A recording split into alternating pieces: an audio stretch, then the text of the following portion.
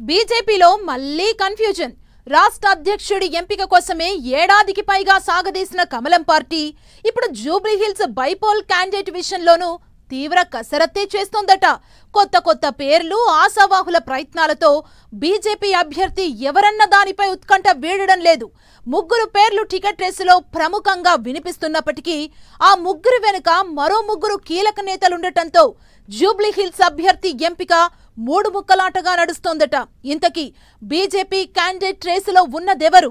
వారి వెనుకున్న లీడర్లు ఎవరు?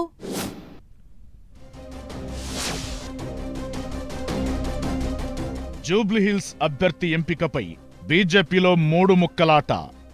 బీజేపీ క్యాండిడేట్ రేసులో తెరపైకి బొంతు రామ్మోహన్ పేరు. కేంద్ర మంత్రి కిషన్ రెడ్డినే నమ్ముకున్న లంకల దీపక్ రెడ్డి.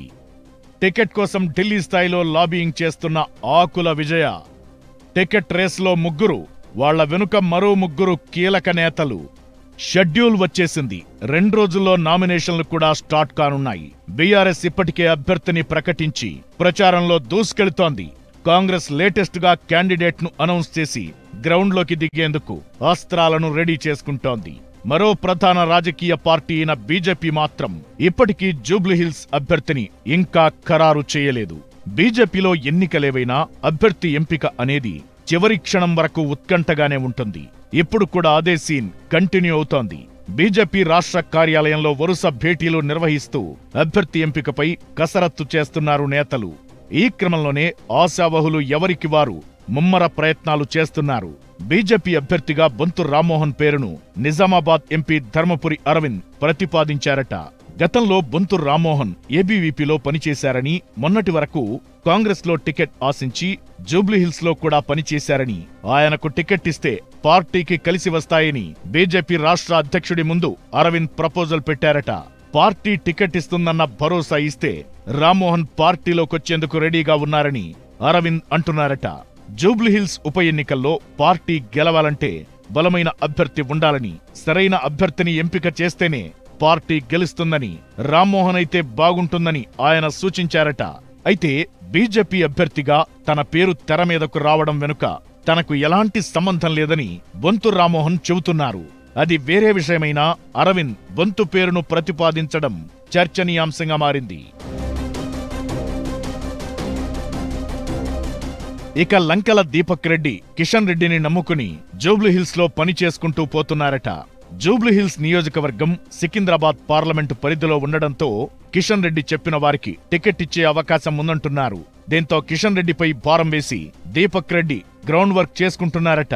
2023లో పోటీ చేసిన దీపక్ రెడ్డికి 25,000 పైచిలుకు ఓట్లు రాగా, ఇటీవల జరిగిన పార్లమెంటు ఎన్నికల్లో బీజేపీకి దాదాపు 70,000 ఓట్లు వచ్చాయని, ఈసారి తనకు టికెట్ ఇస్తే పార్టీ గెలవడం పక్కా అన్న ధీమాతో ఆయన టికెట్ అడుగుతున్నారట.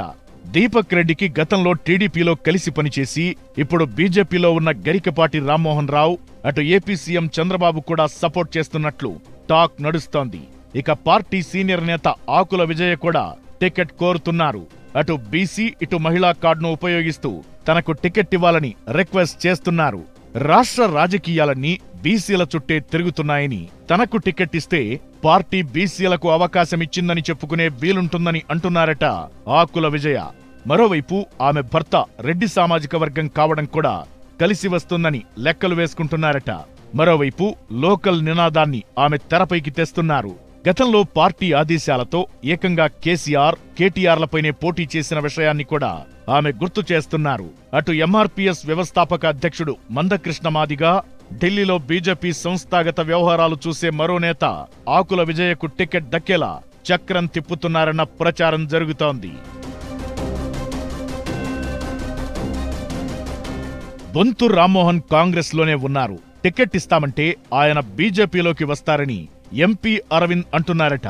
ఇక దీపక్ రెడ్డికి కిషన్ రెడ్డి ఆశీస్సులు ఉన్నాయట.